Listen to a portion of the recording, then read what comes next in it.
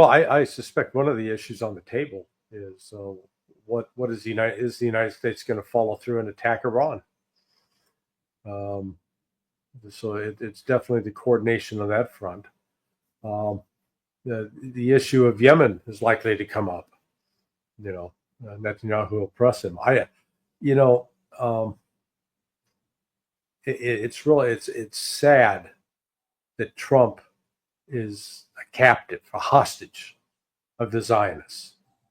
But in the ideal world, we'd like to think that Trump's going to call Netanyahu in and read him the Riot Act and say, hey, got to stop killing all these Palestinians and murdering journalists. He's not going to do that. So this is more about, oh, yeah, Israel's our best friend, and we're going to do everything in our power to make sure that they can kill more Palestinians. Unfortunately, I think this is, Netanyahu faces some significant political and legal challenges at home. And, maybe he's looking for some guarantees from Trump that Trump will be there to, have his back. But when you take all that together, I think really the critical issue, though, that to be discussed is Iran. Because I fully anticipate that Trump's going to follow through on his threat. I hope I'm wrong. I hope people are going to come back and say, Johnson, man, you were so wrong. And I'll say, thank God. Thank God. It seems that the Shin Bet chief, he said that the Prime Minister Netanyahu, the way that he's treating him, that he dealing with him because of he wanted him to interfere in the corruption trial he has in Israel. Right. And do you think that this is the only reason for that, or he's just not? He's not from the same sort of ilk that Netanyahu is. Well, when you say the same sort of ilk, you mean a diehard Zionist or what? No, those who believe that the only way to get out to deal with Gazans would be attack them and destroy them. Yeah. No, I think it's actually the corruption angle, because Shin Bet, they operated a little bit more like the FBI does in the United States. They are let's go with the national police in Brazil. They've carried out the investigations, collected the evidence of both Netanyahu and his cronies. And, I think Netanyahu wants to get somebody in charge of Shin Bet that's going to do his bidding, not going to investigate him. I think, Netanyahu, from my point of view, he's a criminal. And, on top of overseeing the murder of Palestinians on a daily basis, they finally conceded just the other day that they had in fact massacred these 15 aid workers. They try, we thought they were Hamas and they were posing a threat, and none of that was true. They killed them because they were Palestinian. This is, reminiscent of the era in which the KKK would round up people just because they were black, and kill them. So yeah, it is. It's a form. It's genocide in its pure form, and Netanyahu's presiding over it. It seems that the Israeli media is talking about, as we know, that the situation between Iran and the United States is getting worse. But the Israeli media, by the way, was pointing out that the Arab states, the behavior of these states is of concern from the point of view of Israeli officials. It seems that they're seeing that Arab, on one hand, say to the United States, we're going to support you, we're with you. And on the other hand, sending messages to the Iranian leadership that they're not going to use our land to attack you. How do you see, is that of concern on the point on the part of the United States, the way that the Arab states are behaving. And on one side, they're talking with Iranians. On the other hand, they're talking with the United States and Israel. Well, the era in which the United States had, let's call it, complete dominance over the Middle East. Let's go back to the Suez crisis in, what was that, 53, 54? And then President Eisenhower could order the British, the French, and the Israelis, stop your military action, get the hell out of Egypt. And they had to comply. The United States was strong enough to enforce that. And the other Arab states wouldn't challenge us. That started to change. And it's I guess exposing the weakness of the United States now, particularly in light of what's going on in Yemen. There were the news media reports were coming out yesterday that the Trump administration is growing increasingly frustrated. I mean, good God, we keep bombing those Yemenis and they keep firing missiles. The Trump folks naively believed that all they had to do was flex a little bit of naval muscle and the Yemenis would fall into a fetal position and not represent a threat. And they didn't pay attention to what happened under Biden, and now they're going, oh my God, this is costing us it's cost us $1 billion this month since March 15th, $1 billion in less than a month. So what they're discovering is the missiles that the Yemenis fire, the cruise missiles, the ballistic missiles, and the drones, they fire from mobile launchers. That means they're not in one fixed place. They're moving around. And the United States doesn't have multiple reliable intelligence platforms that can detect something in real time, and then just like a flip of the switch can immediately launch a missile strike. There's always time. There's a passage of time. The one weapon system that is out there, an intelligence collection platform, the MQ-9 Reaper drone, it can actually fly. It can be armed. It can fly over a site. It can say, oh, we see this activity going on, and then it can be used to fire a weapon. The problem is the Houthis have become pretty good at shooting them down. They've reportedly shot down their 17th one just last week. And when you add the price of those up, those go for $30 million a pop. So you got over $510 million worth of drones that have been shot down by the Houthis. $500 million. That's, I could live off of that. I don't know about you, but everybody. yeah. So okay. So that show of strength by Yemen, I think, is starting to have an effect on some of the other Arab nations. They're saying, you know what? Look at the United States is quite as strong and powerful as we believed. So this is it's a region that's in real uncertainty. And then you've got on top of that now the threats that Trump is making about attacking Iran.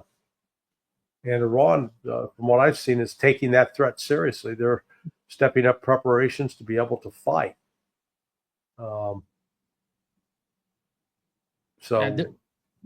totally prepared, Larry. Yeah. You follow the Iranian media, you perceive that they're totally prepared for everything, for the worst. Larry, do you think that Donald Trump would put troops on the ground in Yemen because their operation is not going well there? If Trump did that, it would be a disaster. The buildup that would be required, one, what are you going to deploy?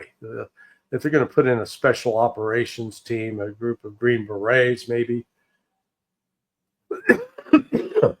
They'll be there'd be no way to sustain them.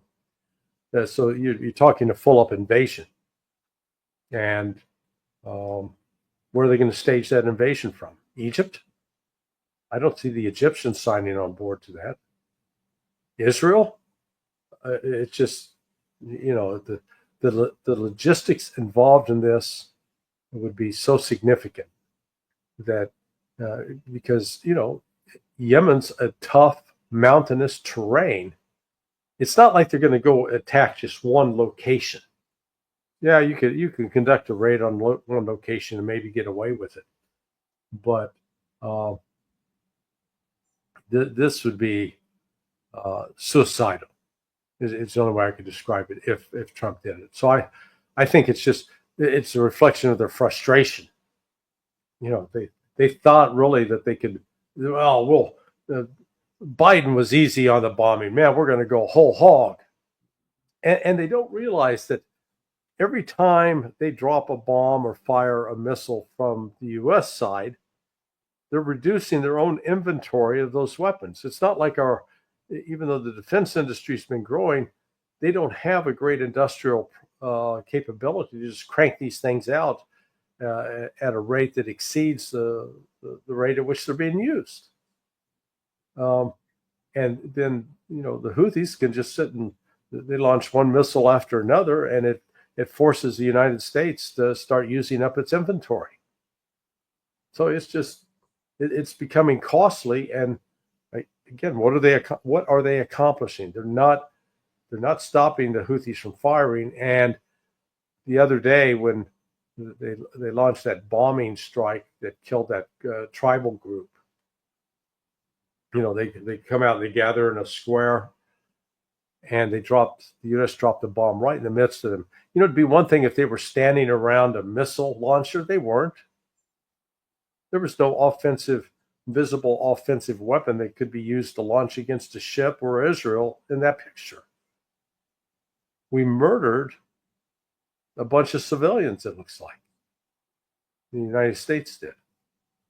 So it's just this policy is in the process of crashing and burning.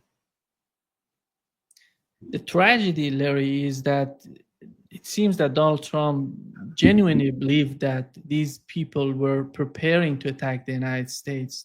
Yeah, I know. Just absurd.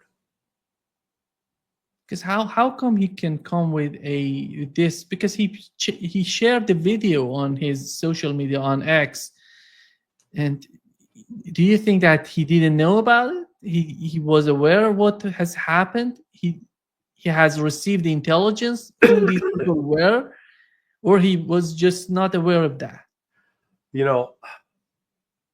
I've given up trying to account for some of the things which Trump does, which, from an outside observer appear to be utterly stupid, thoughtless, lacking in critical thinking.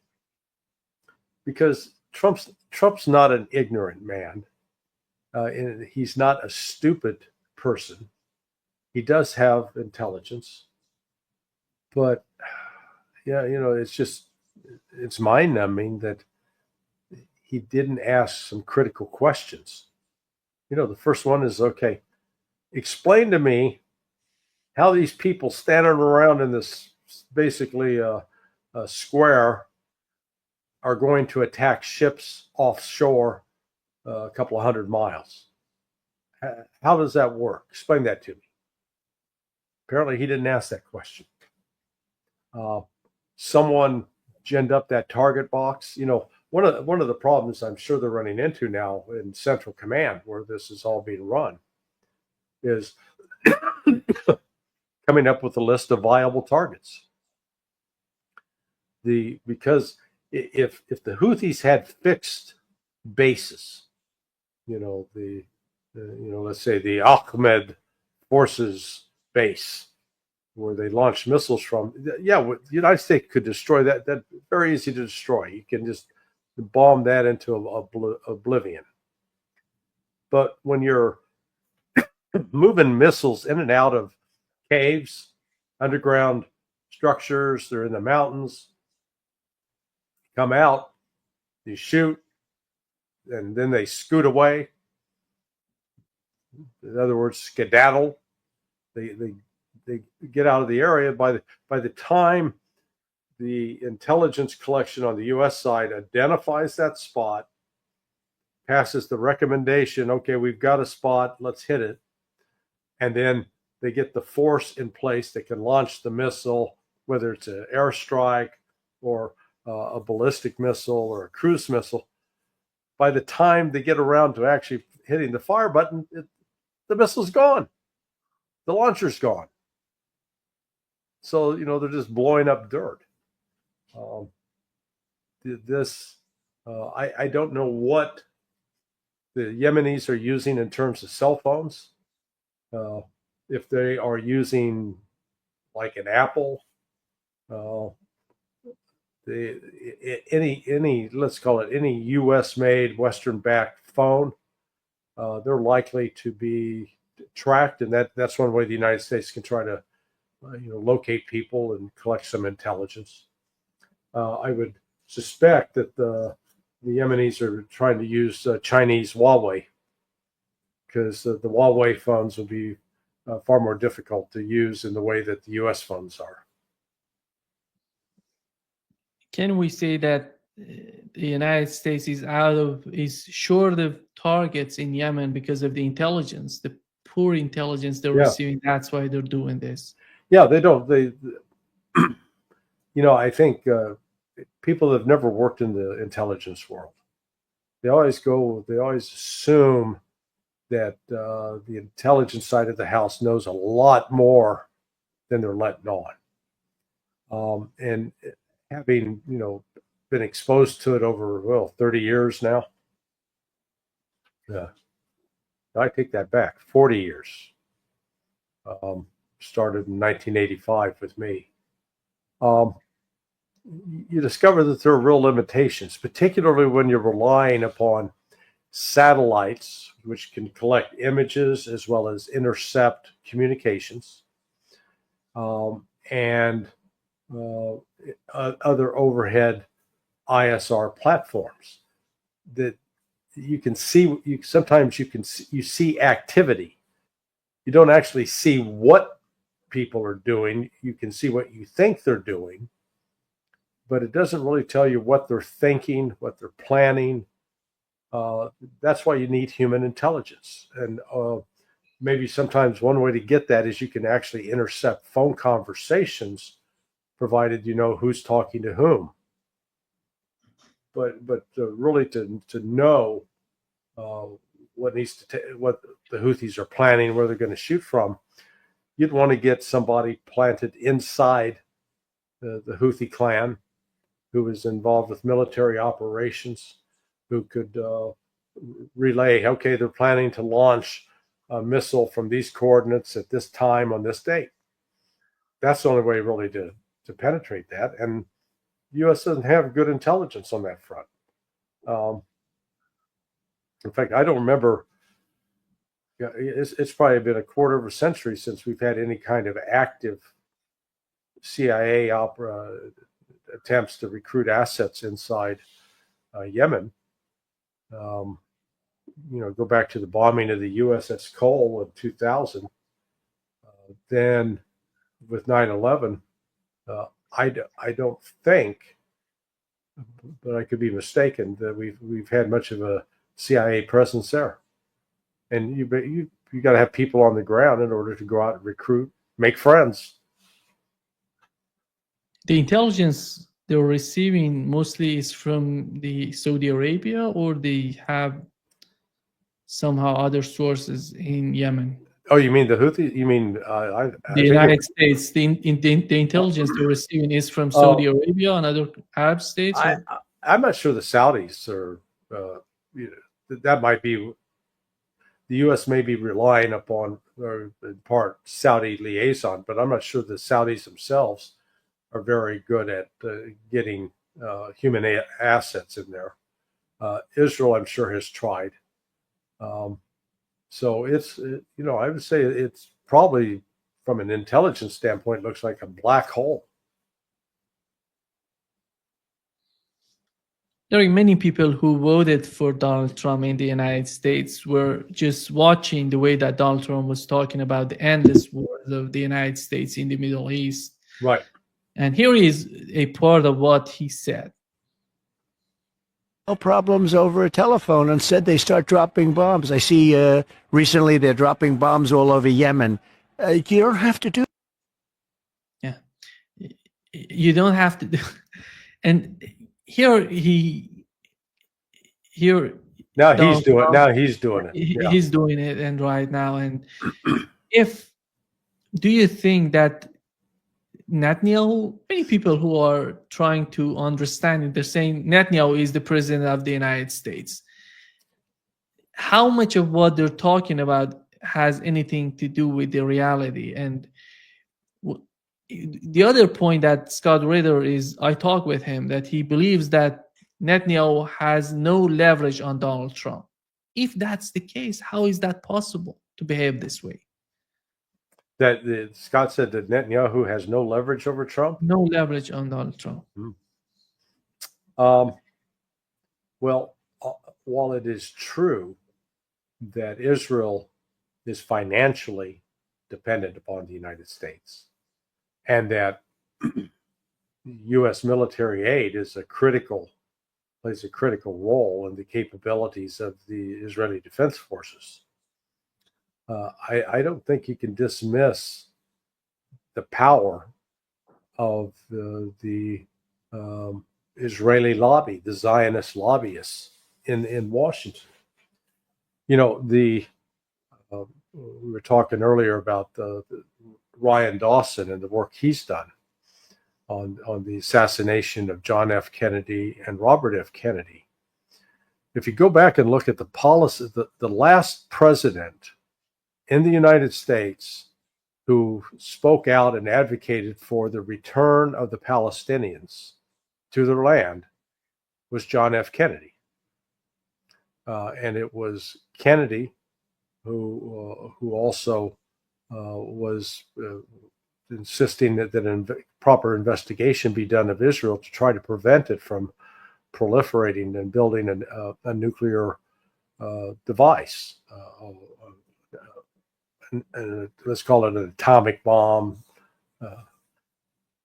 And, you know, coupled with that, when LBJ, Lyndon Baines Johnson, took over after Kennedy's murder, he completely reversed all of Kennedy's policies.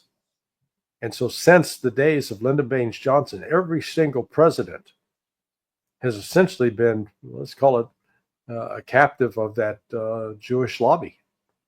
Or maybe it's more appropriate to call it the Israeli lobby.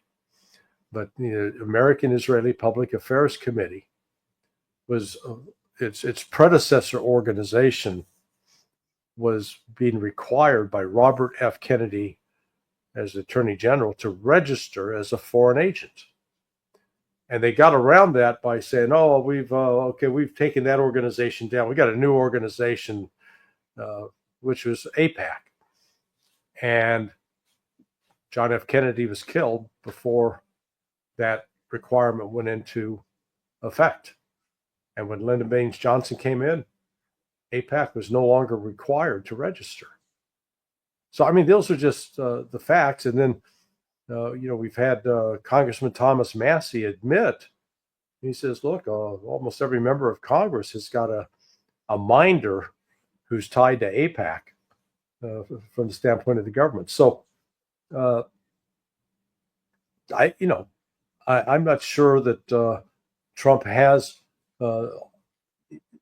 the potential, yes, that he could tell Bibi Netanyahu what to do. But right now, it looks like Bibi Netanyahu's telling Trump what to do. We'll see what pans out with respect to Iran. Iran's the real sort of unknown here, as far as, when I say unknown, whether or not Trump is actually going to follow through on his threats to attack. We'll see. Do they really, in Israel, believe that attacking on Iran would benefit them, Larry? Yes. Oh, absolutely.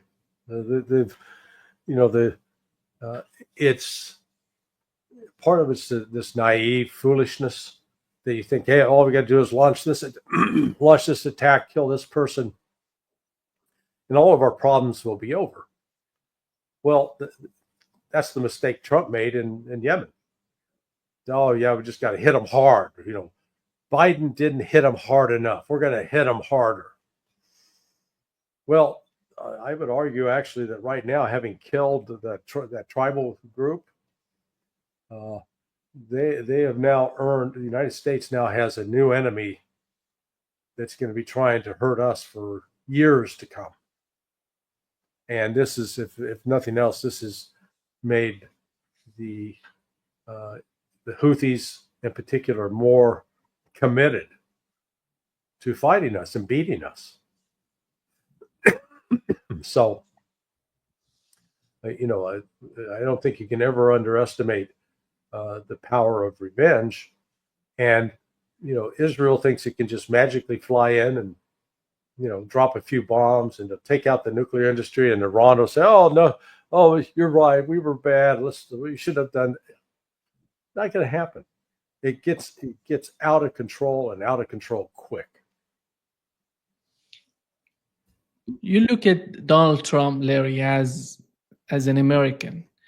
You see the way that he's just imposing tariffs on other countries, and the way that he tries to spend even more than the Biden administration in the Middle East. Mm-hmm.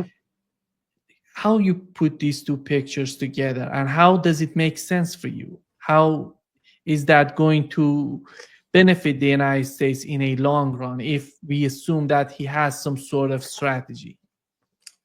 Yeah, maybe he does have a strategy.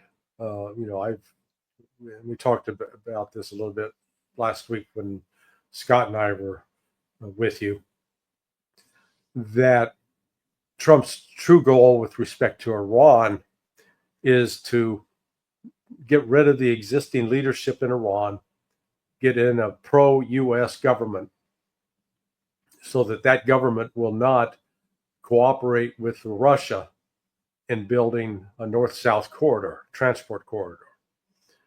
This is, Iran is seen more as a pawn in a broader game to try to isolate and destroy Russia, because Iran itself is not seen as this great threat down the road. We like to talk about it as it is, but it's not really.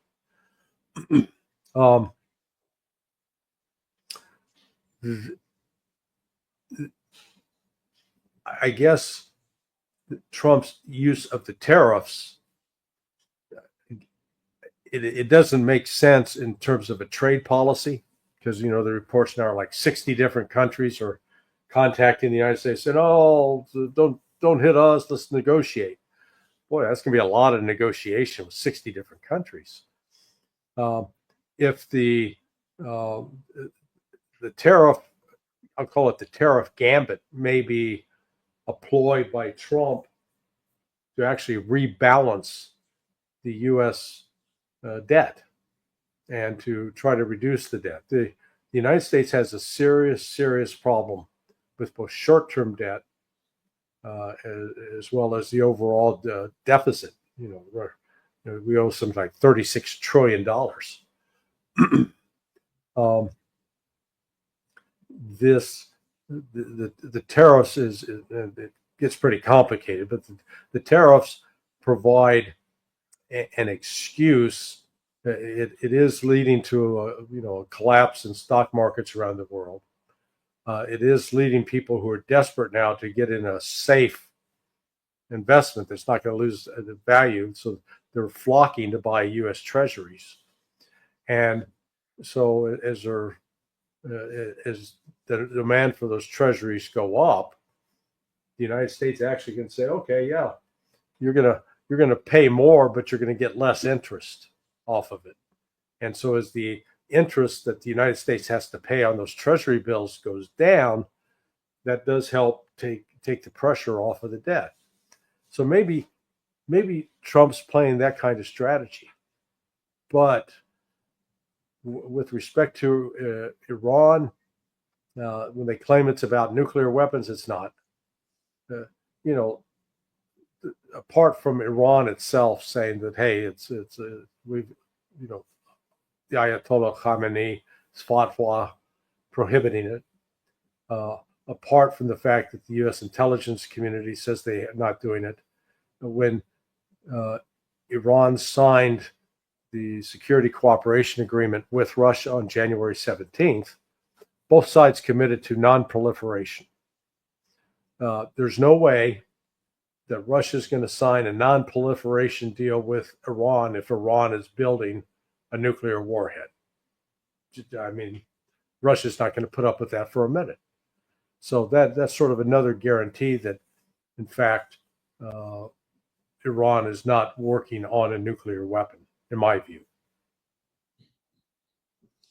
Larry, here is the leader of Yisrael Beitenu party, and he's a member of Knesset as well.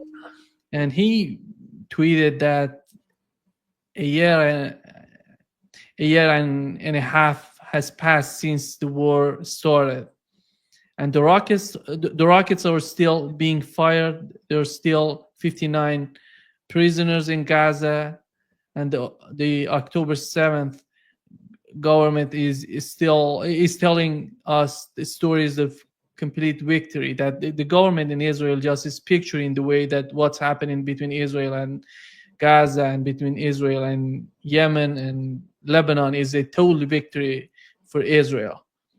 He's just questioning that. Yeah. What's happening? Is that different from what we're witnessing? And I was wondering how the Trump administration is helping Netanyahu the way that the Biden administration was not capable of. Well, actually, Biden administration was helping Netanyahu enormously. But remember, the number one recipient of AIPAC funds over, say, the last 25, 30 years had been Joe Biden. Joe Biden's gotten far more money. I mean, you talk about being bought and paid for. The Israelis have bought and paid for him. Look, Israel's got itself a problem with Gaza and the West Bank and Lebanon and now Syria, and then with the attacks from the Houthis. In the past, whether we're talking the Yom Kippur War, the 7-Day War, Israel they haven't actually had to fight and wage a war that's lasted 6 months, much less 16 months, 17 months. So they're now they're running into the realities of attrition. They are a reserve force. They don't have this standing army of guys that sign up and I'm gonna make this a career. We're gonna stay here for 20 years, or just okay. I'm gonna come in for 4 years. They're largely reservists, so that means whatever job they have during the day, they've got to even perhaps leave that job and go do the military thing for a period. And they're running into increasing numbers of them are saying, nah, we're not going back. No. The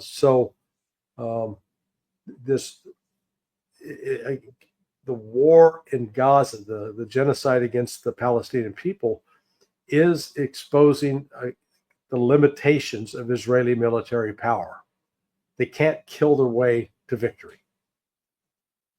If they in theory, they could exterminate every single Palestinian, or get to the point where the Palestinians themselves would flee just because of the murder and the mayhem. But then Israel's ability to walk on the world stage is going to be significantly constrained. They've done so much diplomatic damage to themselves in this. I think if you go back 3 years ago, most people would. If you interviewed most people around the world, they'd take a position like, the Israelis and Muslims, they just need to get along, but they didn't blame Israel necessarily. Man, over the last 16 months, the mask is off. They are murderous thugs. There's no other way to look at it. And they just admitted, they're finally forced to confess, because video evidence came out, that they murdered those 15 aid workers and tried to cover it up, tried to bury it. So it's just, with that hanging over them, Israel's ability to actually be secure is right now almost entirely dependent upon having the United States back it up. Because if they don't have a security guarantee from the United States, who would provide it? Nobody. I don't know if you saw the Syrian journalist talking about that. It seems that Al-Jolani has agreed on receiving Gazans, just displacing Gazans to Syria in terms of, I don't know, making a deal with the United States and Israel. Is that possible, in your opinion, to No. remove Gazans? And not willingly. I mean, the Gazans are not stupid, and going into Syria that's under the control of radical Sunnis, I don't, because my understanding is most of the Muslims on the Palestinian side, they're not adherents of, they're not Muslim Brotherhood folks. There may be a few, but that would be, I think, just too much of a stretch. But again, Gaza's their land. They don't want to leave their land, their home. They've been there for generations, or their ancestors, before them. So again, I think that's just one more aspect of U.S. desperation. Because if we just get the Palestinians out of it, then everything will be okay. That Israel will be satisfied. Remember the crazies, the Smotrich, the Ben Gavirs, they want from Egypt, they want to take parts of Egypt all the way to Iraq. That's the land God gave them, so they say. And that's what they want. Which means the hell with the Jordanians, the hell with what's left in Syria in that part of the world, the hell with Iraqi tribe, And I'm sorry, the folks in those countries aren't going to go along with that.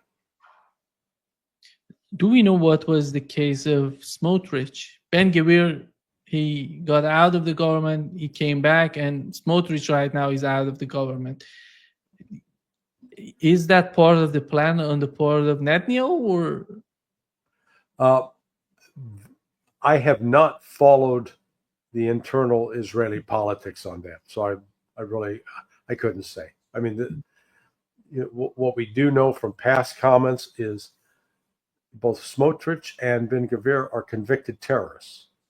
They've been convicted. So there are elements within Israeli society that have viewed them as bona fide terrorists that need to be in jail. And they've been, completely enabled by Netanyahu.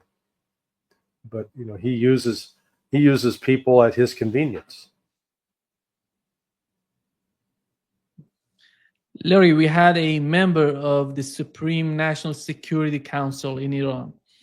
He had a talk with the media, when one of the media in Iran. He mentioned that everyone in the council agreed to carry out Operation True Promise 3, but Pezeshkian was the only person who opposed it. Mm-hmm. When you look at the way it seems that the leader was somehow letting Pezeshkian to find his way out, to find his way to deal with the issue of the United States, with the issue that they're having with the United States. Do you think that's possible from what we're witnessing right now? Something happened? Because this government, in my opinion, is a new opportunity. As the Trump administration was, we were hoping that he's going to change the attitude of the United States. I would say in my lifetime, I hadn't I haven't seen a government this way to do everything in order to facilitate negotiating with the United States. And how do you see on the part of the United States and the situation with the Iranian? Is that possible, or they're not? There is nothing to be considered on the part of the United States. They don't know what's going on in Iran. Well, they don't know, or they don't. The United States refuses to take an objective look at Iran. We routinely characterize it as the number one sponsor of terrorism in the world, this great terrorist threat. You can't point to a single attack by any Iranian-backed group or a sponsored individual in the United States. Heavens, I don't think you can point one since the emergence of the Iranian Revolution in '79. So let's say 46 years. I keep making this point, but I'll hammer it again. The State Department's annual report on terrorism, it goes under the title now, Country Reports on Terrorism, has listed over, when you go back, you look at each year for the last 25 years, that the groups that are carrying out actual terrorist attacks, that are attacking U.S. targets, civilian targets, that's what we're talking about, terrorism, not military operations, are Sunni-backed by the Gulf Arabs, not by Iran. Now, some will say, oh, but Iran was sponsoring Shia groups that were attacking U.S. soldiers in Iraq. Yeah, it's called war. We illegally invaded Iraq, and just as we're providing military assistance to Israel because they were attacked on October 7th. That's all Iran was doing with respect to Iraq, the Shia in Iraq.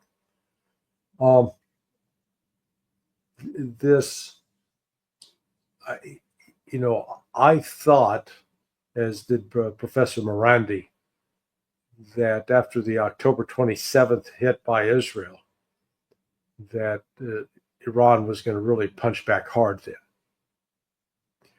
But I think as we look back, the negotiations that were underway with Russia at the time for that security agreement, I think the Russians made it pretty clear to Pezeshkian and his foreign minister that, the last thing you want to do is start a war with the United States right now.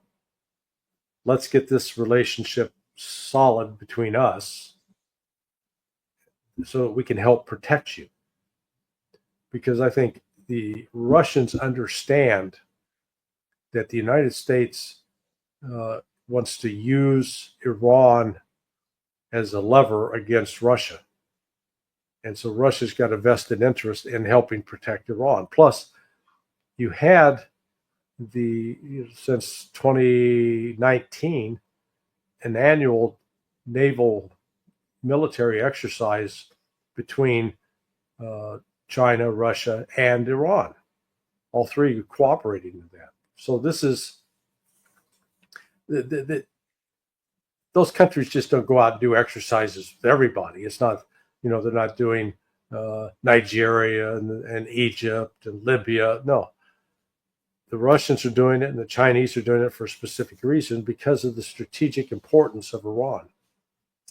So I think that those discussions, because when you look at the agreement that was signed on January 17th, finally, it commits Russia to the military defense of Iran if Iran is unjustly attacked under Article 51.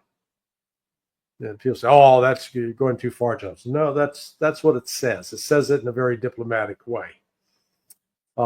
Provides for military support, equipment, personnel. It provides for intelligence support, information about threats coming at it, and diplomatic support. And all of this is part of the package for developing that north-south transport corridor. If you step back and look at it from Russia's standpoint, apart from the Pacific Ocean, they don't have unfettered access to any of the oceans. To get into the Atlantic, the North Atlantic, they've got to sail through out of the Baltic Sea through the narrow straits there that could easily be shut down by Denmark, Norway, Sweden. And then if they go down to the Black Sea, they got to go through the Dardanelles to get out to the Mediterranean. Again, that's a narrow passage. So having that access down into the Arabian Sea, off to the Indian Ocean, huge. So Russia's thinking about this strategically as a chess player. And I guess, the irony too there is chess was developed in Iran originally, not Russia. So I think Pezeshkian came along, and the IRGC commanders, I think, have finally, understood the wisdom of not attacking Israel right now. If Israel launches another attack, then I think you're going to be looking at immediate retaliation from Iran, whether it's the United States or Israel. Iran is not going to wait. So they'll be on a hair, and they'll be justified. If they're attacked again, this will be the second time they've been attacked. They didn't start the cycle of murder here. Israel did. Do you see that the way that Donald Trump is dealing with Russia in Ukraine is changing or somehow influencing the Russian strategy in a long run? I think the Russians are being very cautious. They're hearing what Trump's saying, but they're looking to say, let's watch what the actions are. You say you want peace? Okay, then why the hell are you still supplying intelligence to Ukraine that's being used to attack us? You say you want peace? Why are you continuing to allow the flow of arms, weapons to Ukraine? And then they listen to the likes of Mike Waltz and Keith Kellogg and Marco Rubio. Oh, yeah, Russia's going to have to make concessions. If I was in the Russian negotiating team, I said, the hell we do. We don't have to make one damn concession. The concession we're going to make is we'll allow you to surrender to Ukraine. We'll allow you to surrender. But Russia is, Putin has made it very clear what he wants, that those, the two new oblasts that were formerly Ukrainian oblasts that were brought into the Russian Federation in September of 2022, Zaporizhia and Kherson, along with Donetsk and Luhansk, have to be completely vacated of Ukrainian troops, and the fighting has to stop there.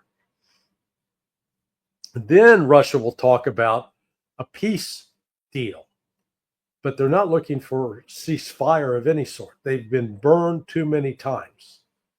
I heard that directly from Foreign Minister Lavrov during my time in Moscow a few weeks ago. So they're not going to get bamboozled again by Western promises of a ceasefire that will never hold. There's going to be a surrender on the part of Ukraine, one way or the other. And Russia's not going to accept anything less. And that's where Trump and team don't seem to comprehend that. So we'll see. Now that word's out today that Trump is, if Ukraine doesn't sign that rare earths mineral deal, that we'll cut them off completely. Yeah, we'll see. Trump he's all over the board. He's got he's set too many houses on fire right now. He's got to figure out, he's only got one fire truck and he's got 4 houses burning. Which house do you go put out first? You believe that the way that Donald Trump is just playing around with the issue of Ukraine is related to the deal between the United States and Ukraine? Because so far, as we know, Ukraine doesn't have that much to offer. Right. Well, yeah. The notion that they're going to offer this rare earths deal, where it's not even clear that they have rare earths. Here's another irony. The United States actually has a lot of these rare earths, and they're about 30, 40 miles from where I am sitting right now. There's a company called Mosaic Mining, and when they dig out of the sandy soil, which is part of Florida, and they leave called the tailings, what's left over of the mining operation, actually in those mining, in that mound of stuff, you got rare earths. They just have to be extracted. Well, here the Ukrainians were offering the United States, let's say, the old expression, a pig and a poke, or something that didn't really exist. And the actual mineral wealth, a lot of it that's in Ukraine is now controlled by Russia in Donetsk, Luhansk, and they go up into Kharkiv, Sumy. I think Russia's going to wind up taking in a much larger chunk of Ukraine, and the negotiating effort by the United States has failed to end the war in Ukraine. We'll see if it reestablishes normal diplomatic relations. That's what the Russians want. Trump may want that, but they're also thinking that they can bully, his art of the deal in New York, where you make even making threats in order to coerce people to come sit down and reach a deal. That's not going to work with Russia. Russia has, the history. They have not, what's happened to them over the last 120 years is still very vivid in memory. It's not just ancient history. So they're not going to surrender their security. Larry, did you watch the interview that the U.S. Treasury Secretary had with Tucker Carlson? Yes. When he mentioned Russia, do you think that his comments on Russia were realistic? No. Again, it's reflective of he's looking at this economically without understanding the culture and the history. He's looking at it strictly from a financial standpoint, and even then, I don't think he fully grasps that how strong Russia is financially. Some stories have emerged this week that Russia's economic growth is slowing down. That proves they're weak. The reason they're slowing it down is they were fighting inflation, and the steps they've taken to control inflation are reducing the economic growth, but that was a deliberate policy. They at least seem to manage their economy, unlike the United States. Here is a part of what he said on the show. There was the famous meeting where President Trump told the Europeans, you're insane for building Nord Stream 2. What are you doing? You already get most of your energy from Russia and you're going to double down on it? And they did. And look what happened. So we blew it up. Somebody did. Somebody did. Probably Putin. Can you imagine this happening under the Biden administration? Well, Biden ordered its destruction, or somebody in Biden's team did, and it was carried out by an intelligent, my old organization had the lead on it. But the United States has played. It didn't just start under Biden. Remember, under Trump as well. He was making threats against Nord Stream back in his first administration, and it was all about we want that business for ourselves. We'd prefer that the Europeans be dependent on us as opposed to the Russians. Except the Russians' gas was much cheaper because it didn't have as far to travel. They could move it in a pipeline as opposed to loading it up on a ship that then has to sail across the ocean, then has to be unloaded, and just all the shipping and handling on the part of U.S. Liquid natural gas made it more expensive. So again, this I don't think the United States has a good strategic understanding of Russia. We feel that they're too big, they're a threat, they've got all these natural resources we want, and we got to figure out a way to try to destroy them. And for many years, the Russians didn't really they didn't think we were that crazy. I think they now realize, yeah, actually the Americans, they're that damn crazy, not to be trusted.